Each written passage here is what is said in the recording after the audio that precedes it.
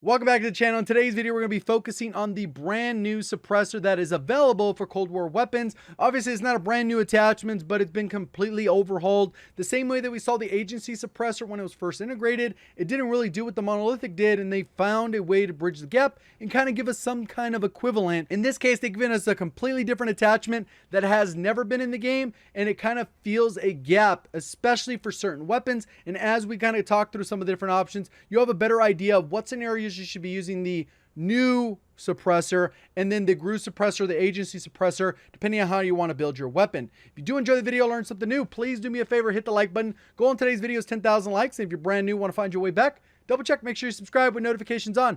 So we'll kind of get a little bit of a look of a head-to-head and kind of talk about what I tested and how I tested. So there's several different tests we did. We did the bullet velocity one because that one's pretty straightforward. We went through, did all that, and then I did the aim down sight speeds, compared those head-to-head for the various weapons. As you can see right here, we do a little bit basic sprint to fire speed. You can see the aim down sight. You can see it's a little bit faster on the PPSH, which we'll talk about. And then I will double check, make sure my auto attack sprint or my regular sprint is on, so then I can do sprint to fire. Do the timings, pretty straightforward testing there. And I did that for with, without it, without it for various weapons. And then I am able to plug those in. It gives us a general idea. Then for the damage range, I actually had to jump in with Snake Eyes, which has been a long supporter on the channel, has helped out on plenty of videos in the past. And basically, I shoot him, I back up, shoot him, back up. It tells me exactly where the damage goes from one value to the next. And that's how we figure out the actual damage drop off and how it was changed and how it's impacted with this brand new suppressor. So once we got all that, then we plug it into spreadsheet, and it makes it look all pretty. Pretty much everything is here. I went through and I tested pretty much a couple different weapons from each category. We had the SMGs in this particular category, which we'll talk about and explain what this is. We have the FFAR and the Krig. We have the Stoner, the M16 for the tactical rifles. Then I included the Tundra and the ZRG. What I did is I tested the base bullet velocity by shooting an object at 497 meters. And we got the time. You do time over distance, you get bullet velocity. And then I was able to use new suppressor. I'm using the same terminology, even though it's not technically a new suppressor. At the end of the day, it is essentially a brand new attachment that you're actually going to be using that maybe you weren't using before. And what we can see here is for all of the rifles and SMGs, you get about a 15% increase to your bullet velocity. That's what this is telling us here. So this is a buff to that, instead of before it was doing nothing almost, or it was hurting. The Stoner, which is an LMG, looks about a 10% increase to that bullet velocity. The M16 is about 10%. Tundra ZRG, right about 10%. I'm pretty sure this one would have came out to 10% if I was recording at a higher refresh rate than 60 FPS. Obviously, this is all recorded at 60 frames per second. This compares to the Agency or the Rep Suppressor or the GRU suppressor, that type of stuff, all in that category. We get those ones. And generally, the Monolithic equivalent gives you about 25% bullet velocity. So in this particular case, for these options, you're getting about 10% more bullet velocity with the Agency. And with these ones, you're getting about 15%.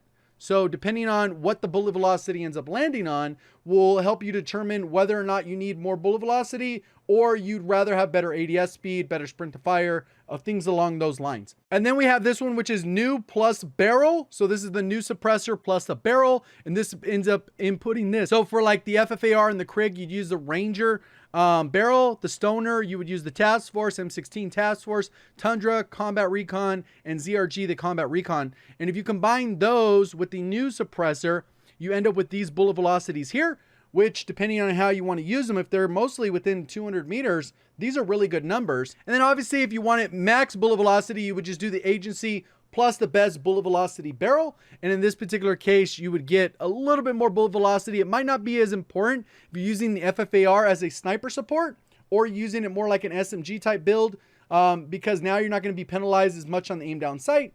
You kind of got some options there. Or if you're going to use this as your primary, you might want the extra bullet velocity so your bullets feel a little bit more like hit scan. So that kind of lays that out there. On top of that, when we actually look at the range changes, in reddish color here, this one is it's hurting your range, and the green is helping your range. So if we go with the new suppressor, it will actually hurt your range by about 15% for mostly everything except for LMGs. It hurts it by about 25%. I didn't include snipers because snipers, you're aiming for the head, one shot kill. Damage drop off is a little bit wonky. You don't really worry about that. So I've included the ones that are generally most important. Same thing with tactical rifles. They don't have the damage drop off. Right here, you're getting an extra 10% range. So there might be scenarios where it depends on how you're going to take the engagement, whether or not you want to go with the knoe suppressor or the agency. That difference in range might not even matter for some weapons, because at the end of the day, it's like, well, if you're going to be challenging people within 20 meters, it doesn't matter the FFAR. If you're challenging people above 40 meters, then it doesn't really matter. You care more about bullet velocity. So it kind of gives you that idea there. When we go to ADS speed, no difference for the knoe suppressor. Even though it says it helps it, I could not measure a difference. This is something that I'm sure True Game Data will find once he gets it, that it'll be a little bit closer. It'll be like so negligible, like 2 or 3%, 4%, 5%. Very small, less than a frame, not even noticeable at 60 FPS. And then the GRU is usually about, about 8 to 10% worse.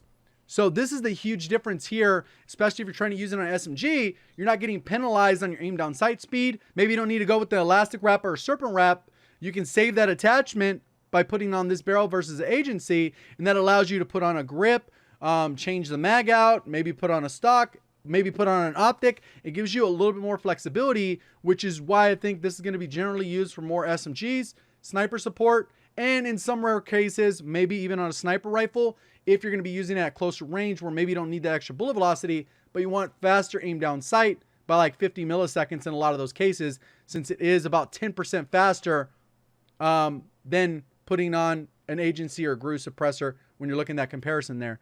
Sprint to fire, no difference across the board, regardless of which one you use. So it doesn't really matter there. But one thing I will point out here, just side note with the PPSH, it has a ridiculously good sprint to fire and aim down sight, especially with its buff. It puts it into the meta category. People will find their way to it. I think people are experimenting with it more, so it's pretty much good to go. And this will actually be all available to you as a reference with the spreadsheet. I've been continuing to expand it. It's linked near the top of the description. It's just loadouts and rankings. And I've gone through and added a little bit more information on the loadout section that you can see here, where you have the different descriptions of what each of these things are and the different attachments for pretty much every weapon in the game, as well as different TTK stuff updated regularly. So that's all pretty straightforward there. Strafe speeds, if you want to figure out what that stuff looks like, it's all part of that master document. I highly recommend you bookmarking this page so you can reference it anytime you create a class setup. So it really comes down to preference, whether or not you want to use the suppressor or the GRU suppressor. If you're going to be using a long range option only, like the Krig for long range, everything 40 meters plus, you're going to want to use the GRU just so you get the maximum bullet velocity. Everything's going to feel closer to hit scan. And then you're going to go with something like bullet velocity barrel. If you're going to use it more for close range, go with the regular suppressor. You're going to go with the Spetsnaz or the Task Force barrel.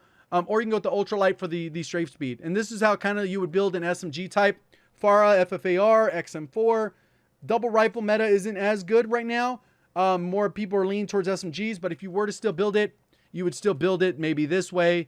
Put on the suppressor, put on a bruiser grip for the movement strafe speed. You got your regular mag, which is accurate now. And then you got your last one for your skeletal stock. So you get that strafe speed. You don't need a rear grip anymore because you're not penalizing yourself with the ADS speed. So there are different options, right? And then if we go to an SMG, a lot of people have been asking about the PPSH build. You're going to go with sound suppression. You're going to go with the Task Force, which is actually going to offset the penalties. But you're not getting worse aim down sight speed really here. And then you can still go with that 55 round drum, which works perfectly. You could put on the Raider stock, get the better strafe speed. And then here's where you can kind of pick and choose what you want. If you want faster aim down sight, which this gun doesn't really need, you can go with the rear grip. You can get rid of the Task Force if you want. It's still pretty good. And you can put on a bruiser grip for better movement, hip fire. And then you can either put on a 5 milliwatt for hip fire or Tiger Team, so you just get insane strafe speed. So you got multiple different options here, depending on how you want to build it, but you're generally going to build it for SMG and sniper support builds. I plan to do a full-on best top 5 sniper support builds in Warzone, so you can kind of see which ones you want to stack with your Kar 98, your ZRG, your HDR, whatever, SPR, whatever sniper you're going to use, and then I'll combine and explain why certain weapons are ideal for that. I thought I'd explain that portion because it seemed like there's a little bit of confusion on this. At least you guys have a reference now when you make your class. Hopefully you guys enjoyed the video, learned something new. If you did, please do me a favor, hit the like button. If you're brand new, want to find your way back, double check, make sure you subscribe. Appreciate all the support on the channel. Thank you for watching as always. Have a great day.